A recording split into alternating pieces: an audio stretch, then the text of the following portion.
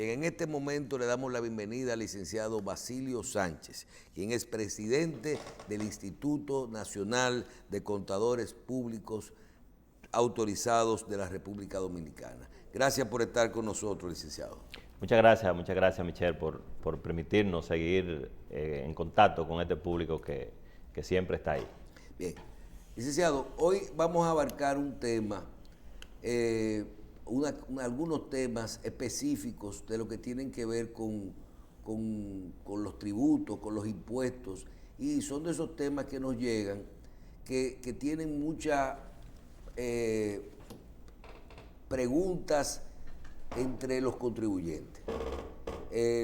Y hablamos de los contribuyentes de las masas. En la medida de que nuestro país no ha podido hacer una reforma fiscal completa y de que se necesitan los impuestos para poder sustentar, mantener un Estado como el que nosotros tenemos, las autoridades siempre se ven obligadas a crear impuestos, y a través de los años uno ha visto diferentes figuras que se han ido y resoluciones que se han ido creando para poder llenar esas expectativas. Y hay muchas de ellas que en la medida que se comienzan a cobrar figuras y a ser específicos con ellas, la gente comienza a ver y a tener muchas preguntas.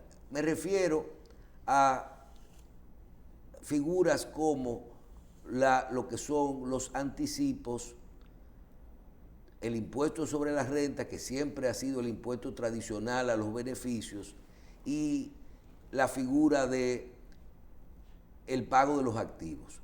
Sabemos que en todo el mundo el que tiene beneficios sobre una operación que haga, una empresa, una operación, debe de pagar y tiene que pagar un impuesto que se llama el impuesto a la ganancia, a los beneficios, el impuesto sobre la renta en este caso.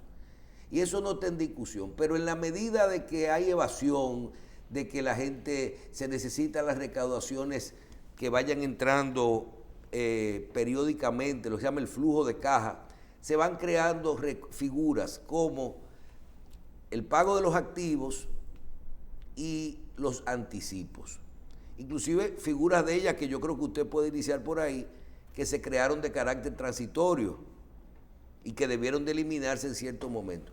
Primero explique esas figuras para entonces nosotros, y lo que es algo de carácter transitorio, para entonces nosotros explicar cuándo aplica cada caso, porque son de las preguntas que nos llama muchísimo la gente. ¿Cómo si ya yo pagué mis impuestos? De lo que yo me gané, yo tengo que pagar ahora un anticipo todos los años, un impuesto a los activos, y si después yo no gano, ¿qué pasa con eso? Entonces, háblenos un poquito primero de qué son esas figuras que la gente debe de conocer, porque nos llaman todos los días con estos casos. Bueno, Michelle, realmente son temas, diríamos, muy complejos desde el punto de vista de lo que es la agenda de recaudación, y yo quiero que me permita que hagamos un pequeño recorrido histórico de esa figura para que la podamos entender mejor. El anticipo surge en el 2001 y surge como una figura de pago mínimo, y a mí me gustaría que hiciéramos nosotros un análisis comprensivo de cuando se establece en figura, porque hay diríamos, una tendencia histórica de lo que es el comportamiento diríamos en este caso, del resultado económico de las sociedades. Ustedes recuerdan que históricamente las empresas presentaban pérdidas y había un estado financiero o un resultado financiero para el banco y un resultado financiero para pagar impuestos. O sea, tú eras rico para el banco y eras pobre entonces para la Dirección de Impuestos Internos. De ahí, producto de las mismas situaciones económicas que han atravesado, o los ciclos económicos que ha vivido el país, se establece entonces la figura del anticipo y se establece como un pago mínimo. O sea, tributé ese anticipo, terminó el año, si perdí, se quedó como un pago mínimo. Tú recuerdas que eso fue un tema de promesa de campaña porque realmente los sectores más sensibles comenzaron diríamos, a exigir que ese tema de los anticipos lo iba a llevar a la quiebra porque estaba llevándosele el flujo de caja. En el 2005, entonces, se cambia la figura del anticipo de pago mínimo a que sea un pago de anticipo, pero compensable. Y surge ahí, o sea, se cambia, diríamos, ya tú no lo pierdes, o sea, lo pagas y si tiene pérdida, se te convierte en lo que se llama un saldo a favor. Pero entonces ahí surge la figura entonces del impuesto de activo. O sea, no pierdes el anticipo, es recuperable si tiene pérdida, pero entonces te pongo una condición que si no gana en el impuesto sobre la renta, entonces me paga un impuesto mínimo del 1% de impuesto de activo.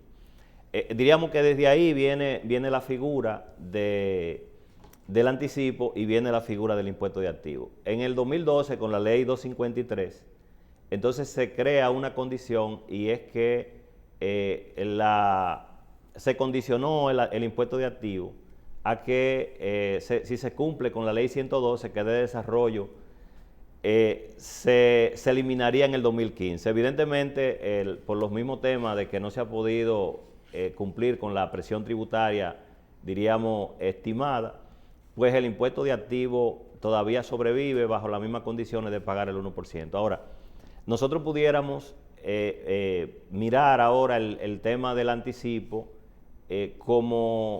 primero como una realidad que tiene en este caso la Dirección General de Impuestos Internos, un tema programático de recaudación que el gobierno no puede, diríamos, desmontar eso de golpe y porrazo porque afecta a las recaudaciones. Lo que habría que ver es otros mecanismos, por ejemplo, a través, por ejemplo, de lo que es el régimen simplificado de tributación que le crea una facilidad a las personas independientes que tienen actividades comerciales y a las MIPYMES para que puedan entonces acogerse a este régimen. Yo creo que para poder, diríamos, ir en una ruta de que el flujo de caja no sea tan castigado con el tema del anticipo, tendría que explorarse esa posibilidad porque tenemos que reconocer que la figura del anticipo está en la ley. O sea, no es un tema, por ejemplo, muchas veces veo en entrevistas o en algunas participaciones que las autoridades, en el caso del director de impuestos internos, le caen encima con el tema del anticipo, pero no es un tema de la autoridad transitoria, es un tema que la ley lo consagra. Es sistémico. Así es, y de hecho, si nosotros vemos en los proyectos de ley que por ejemplo ahora con esta intención que vimos el año pasado, no se tenía contemplado la figura del anticipo. Y es extraño porque diríamos, porque si ya las empresas tienen otra característica en su evolución, por un tema de que, porque tenemos que reconocer, Michelle, que la figura fiscal hay que definirla antes y después de los comprobantes fiscales. O sea, eso le escriben aquí. Hay un televidente que usted mencionó y dice, el licenciado menciona que antes se hacía un estado para el impuesto sobre la renta, un estado para el banco. Dile que le falta el de los socios, ¿verdad? Y el real. O sea, ¿cuál es la situación? Porque también el de los bancos a veces lo inflaban para poder reflejar tener mejores préstamos y todo eso. Y que vea el tema de los comprobantes fiscales, de cómo cambió la responsabilidad del contador público, de la ley de lavado de activos, y de los controles y transparencia, de que ya esto es prácticamente imposible hacer ese tipo de operaciones hoy en República Dominicana, ni que puede ser la persona más corrupta que haya. A mí me decía un dueño de restaurante el otro día, el 92% de nosotros es por transferencia y por tarjeta de crédito. O sea, ya esto es imposible, licenciado. Mire, Michelle, lo que pasa es que a veces nos quedamos con las figuras, diríamos, establecemos la figura y evolucionamos y nos olvidamos entonces de esa evolución. Y yo creo que siempre hay que aspirar a un sistema fiscal de equidad, donde vayamos avanzando, pero también vayamos devolviendo, diríamos, aquellos controles que establecemos, porque hay cosas que andan mal. Por ejemplo, usted mencionaba el tema de los estados financieros y diríamos esa figura que antes existían o se manejaban con los bancos. Mire, hay que reconocer el esfuerzo y el trabajo de la superintendencia de bancos. Ya cualquier producto financiero que vaya a los bancos, el banco está obligado primero a pedir que el contador que está firmando ese estado esté registrado en el Instituto de Contadores. Pero no es un tema porque el banco se lo está inventando, es una exigencia de la superintendencia de bancos, de los logros que el instituto se ha puesto de acuerdo en avanzar con agenda con la superintendencia. Pero ahora también los bancos, ya cuando hay cierto nivel de préstamo, solicitan entonces la declaración jurada que sirvió para declarar los impuestos, porque esas cosas no pueden ser distintas. Y esto, fíjese, que si usted le suma el control de los comprobantes fiscales, le suma todo lo que es la intervención del tercero, en este caso, los sistemas de cobro a través de estos medios magnéticos, de tarjetas de crédito. Entonces, la brecha... Usted habla de los reportes de terceros. Correcto, que son, diríamos que ese reporte de terceros llega directo a la Dirección General de Impuestos Internos. Ese reporte no tiene intermediario. Entonces, yo creo que es un buen momento para que en las próximas reformas, lamentablemente a este gobierno ya no tiene tiempo de plantear una reforma, porque ya en el tiempo que resta es para armar otras estrategias y definitivamente que una reforma, como debe ser una reforma integral, tiene que haber mucho sacrificio de ambas partes. O sea, estamos claros que la reforma es obligada. O sea, yo creo que 2 años de administración fiscal sin una reforma es una gran tarea que tienen las autoridades. Diríamos que la Dirección General de Impuestos Internos, hablando de cruce, está apostando todas sus cartas a la facturación electrónica.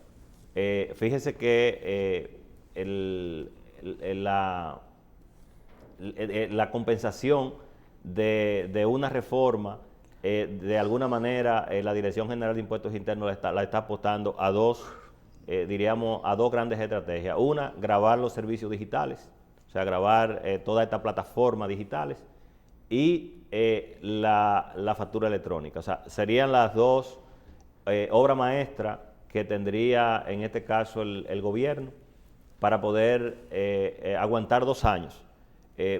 Porque estamos hablando, fíjese, por ejemplo, el mismo director de Impuestos Internos hablaba de la eficiencia de su gestión, pero el resultado de esa eficiencia se le está llevando el subsidio a los combustibles.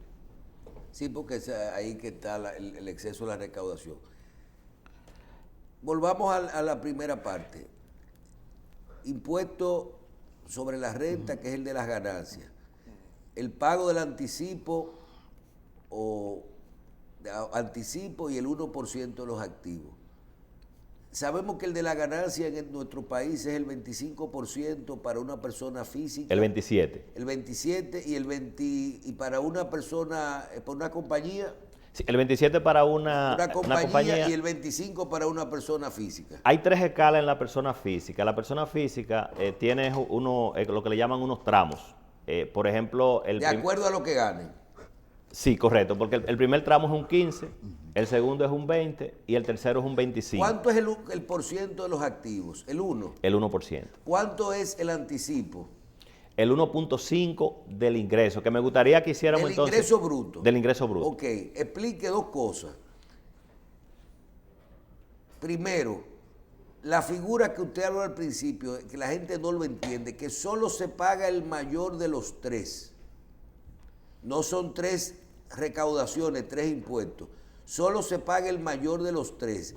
¿Y por qué nos llega una persona el otro día, que aquí hablamos un poquito de eso, que decía que lo que a él le cobran como anticipo, en su caso, no es el 1.5 de la venta, que ya él pagó sus impuestos a sus beneficios y que era mayor a sus activos. No hay problema. Pero que cuando le llegó el anticipo, en vez de cobrarle el 1%, el 1.5% de lo que él vendió bruto dividido entre 12 meses, lo que le están cobrando es como si fuera dividido en 8 lo que él se ganó de impuestos sobre la renta. Explíquenos esas dos cosas, lo de la diferencia entre el mayor de los tres, que solo se paga. Mire, habría que partir para entender eso que usted plantea, de que para el cálculo de los anticipos se partió de lo que es una presunción primero. O sea, la DGI está presumiendo, está estimando que lo que usted se gana es equivalente al 1.5 de su ingreso bruto. Entonces, ¿qué pasa con eso? Como es una presunción, diríamos eso es lo mínimo, eso es lo que ella dice que tú deberías de ganarte.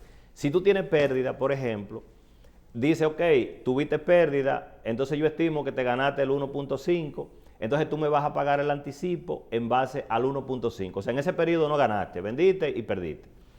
Pero ¿qué pasa? Cuando es lo contrario, que tuviste la operación y ganaste, imagínense que en vez de 1.5, lo que le llaman el impuesto liquidado, que de ahí es que se determina entonces el anticipo. O sea, el impuesto liquidado es lo que al final, cuando yo le aplico el 27% a la ganancia, me da un monto. Me da un monto que ese es mi impuesto liquidado, el que le voy a pagar a la Dirección General de Impuestos Internos. Cuando ese impuesto liquidado supera entonces el 1.5 del monto de los ingresos, entonces yo pago por el impuesto liquidado, pero los anticipos son exactamente la misma cantidad del impuesto liquidado, pero dividido entre 12 cuotas. Entonces, ahí viene la queja, por ejemplo, de esa persona que se le acerca y dice, pero ¿y por qué yo estoy pagando? Vamos a suponer, si el 1.5 del ingreso, por decir algo, es 500,000 pesos, pero yo hice una operación y fueron 5 millones de pesos que me gané, y eso hace, por ejemplo, 1.500.000. Entonces, en vez de pagar 500,000, que es el 1.5 del ingreso bruto, estoy pagando entonces de impuestos 1.500.000. Pero esa persona se quejó porque esa persona decía que él vendía mascarillas y que él fue representante toda su vida de mascarillas, que él no tenía ese negocio como negocio tradicional. Digo, que era su negocio tradicional, pero él vendía 1 millón de pesos, que eran 12 millones de pesos al año a mascarillas para hospitales y laboratorios y eso. Pero que vino la pandemia y él vendió una suma extraordinaria porque le cogió la pandemia siendo el representante de las mascarillas y con mascarillas en stock, en inventario. Entonces esa persona dice, ajá, entonces ahora yo tengo que pagar un anticipo, ya mis ventas se acabó el COVID, ya yo vuelvo. Entonces esa persona puede tener algo de razón. Yo diría que hay dos cosas ahí, Michelle. Una, existe una pequeña ventana para que ese contribuyente, diríamos, intente lograr que le reconsideren los anticipos, y lo voy a explicar. Como una operación extraordinaria. Como una operación extraordinaria. Y yo creo que ahí, claro, nosotros no podemos en momentos como estos pedirle mucho a la Dirección General de Impuestos Internos, porque en los momentos que se ha estado transitando desde la pandemia, diríamos que la administración tributaria en su conjunto lo que está concentrada en recaudar para mantener equilibrio, pero sí vale la pena motivar para que este tipo, diríamos, de excepciones se vean realmente como una excepción, y es muy natural que aparezcan oportunidades de negocio donde tú participas en ese momento transitorio, hace un buen negocio y, diríamos, te gana un buen dinero y paga una buena cantidad de impuestos. O una persona que vende, que hay una inmobiliaria que vende casitas en la República de Colombia, apartamentico, y se gana 25,000 y 50,000 pesos de comisión. Y lo llamó un rico y le vendieron una casa en La Romana de 10 millones de dólares y se ganó 500,000 dólares una vez en su vida. Ese anticipo de él tiene que pagarlo el otro año y él va a volver a vender casita a 25,000 pesos. Por la regla establecida, sí. Por la regla establecida, sí. Sin embargo, ahí viene el esfuerzo que debe de hacer de entendimiento la propia administración, porque a pesar de que se someten, por ejemplo, y pasa muy a menudo, Michelle, por ejemplo, mira, imagínate tú que tú eres un constructor, vamos a mirarlo que es la parte de los ejemplos más comunes. Tú eres un constructor, tú construyes de vez en cuando un pequeño edificio, y vende tus apartamentos y ese, diríamos, son edificios promedio que son, vamos a suponer, 30 millones, 20 millones de pesos en un pequeño edificio de 8 apartamentos. Pero lograste entonces un proyecto con el Estado y ese proyecto entonces pueden ser 200, 300 millones de pesos. Pero solamente fue ese contrato que conseguiste en eso durante 3 años. Fíjate que tú puedes motivar a que ya tú no tienes otro contrato o te llegó esa oportunidad de esa casa específica en un área turística que está bien valorada, pero tendría tú que demostrarle a la Dirección General de Impuestos Internos que ese fue una operación, diríamos, muy ocasional. Ahora, el problema está que cuando tú estás transando, estás vendiendo, por ejemplo, impuesto interno ahí entra en una nebulosa de decir, bueno, pero tú lo que vendes casa, o sea, ¿cómo yo puedo saber si en los próximos 6 meses no te va a aparecer otra casa igual? Y es el punto difícil para, en este caso, la Dirección de Impuestos Internos, poder bien valorar, porque es fácil cuando es un contrato. El contrato se terminó, un contrato puede ser de servicio, puede ser de construcción, y tú le dices, mira, mi contrato era por 2 años, ya se terminó, ella lo puede entender fácil. Ahora, cuando son, diríamos, contribuyentes que están en una operación continua, diríamos, de vender o comprar y vender, y aparece una venta extraordinaria dentro del marco ordinario, es muy difícil. Ahora, sí, Miguel, hay que dejar, diríamos, como información que los anticipos también tienen un tratamiento para los comisionistas y para los, diríamos, los que transan por márgenes establecidos por el Estado. Por ejemplo, los sectores inmobiliario, publicidad. Sí, pero eso tienen, hay un tratamiento hay que separarlo. Lo que son por márgenes, por ejemplo, el sector combustible, ese tiene margen, porque tiene un margen, o sea, usted no puede vender un galón de gasolina al precio que a usted se le antoje porque hay una regla establecida. Entonces, en función de ese, usted va a tributar el anticipo en función del margen que usted se gana. Bien, yo creo que está bastante claro, licenciado, el tema del anticipo, el impuesto sobre la renta y el 1% de los activos, se paga el mayor de los 3 y cuándo se paga. Nos quedan 3 minutos y no quiero perder esto porque usted mencionó y a mí me llama la atención de que teniendo una ley que protege a las MIPYMES, yo no sé si es una ley, una resolución, en la cual esto, todos los directores de impuestos internos, uno le llama la atención cuando dicen, si existe un proceso simplificado de tributación, ¿por qué la gente no se acoge? Yo siempre relajo y digo que es que a los contadores públicos no les gusta sugerirle a los contribuyentes que se acojan porque entonces no usan a los contadores. Y es una forma mía de relajar.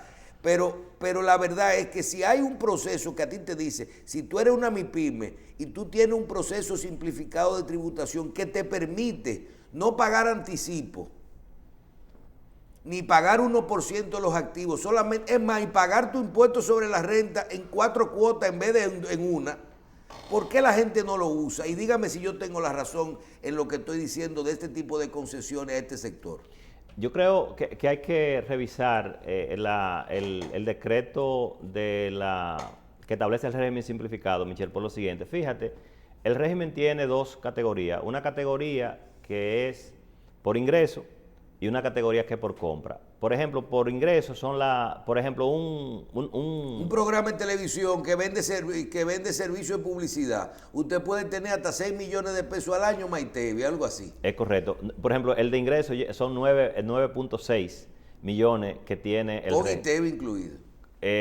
No, sin ITEVI incluido. Ok, y el por venta. Son 40, pero ajustado, 40 millones por compra, pero ajustados son 45 ahora. Ahora, ¿dónde viene el punto? Fíjate que el de ingreso, ese debe de revisarse y elevarse. ¿Por qué, Michelle? Porque cualquier empresita que preste servicio Vende 1 millón de pesos. factura más de... O sea, por ejemplo, imagínense una empresa de servicio, 10 empleados, porque ahí viene, y ahí hay que conectarlo con la ley 488 de desarrollo a la MIPYME. O sea, fíjense que esa ley tiene unos rangos de empleados, unos rangos de ingresos, y diríamos que esta figura fiscal para facilitar el cumplimiento, como el régimen simplificado, debe entonces crear un abanico un poquito más amplio para que motive la inserción. Porque entonces, por ejemplo, el que vende 12 millones, 15 millones,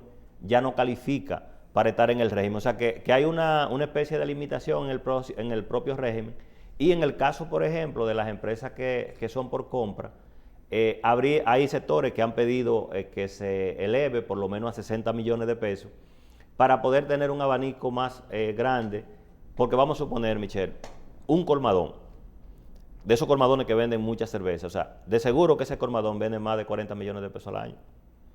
Y es una super MIPYME, lo único que tiene volumen en la operación, pero el margen que se gana en bebida, por ejemplo, es muy poco.